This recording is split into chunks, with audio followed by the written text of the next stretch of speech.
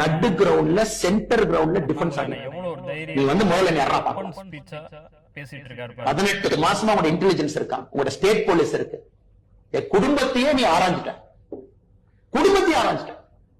ADGP ஒரு batchmates கர்நாடகாவுக்கு phone பண்ணி கேட்டுட்டு இருக்காரு, அண்ணாமலை ஒரு தப்பு பண்ணிருந்தா சொல்லுங்க சார், இல்லைன்னு சொல்லுங்க ஏடிஜிபி மறுக்க சொல்லுங்க, ஏன்னா அவங்க எனக்கு சீனியர்ஸ் தானே.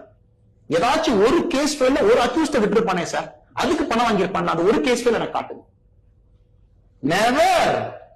இத்தனை பக்கம் வேலை செஞ்சாங்கல்ல சார், எங்கேயாச்சும் ஒரு பக்கம் லஞ்சம் காட்டு. நீ முழு பவர் சார். நம்ம டிஎம்கே எதிர்க்கல, நான் பவரை எதிர்க்கிறேன். ஏதோ மக்கள் சாதாரணமா நினைக்கிறாங்க அண்ணாமலை வந்து டிஎம்கே 4 பேர் sir. I am opposing the powerful regime in the world.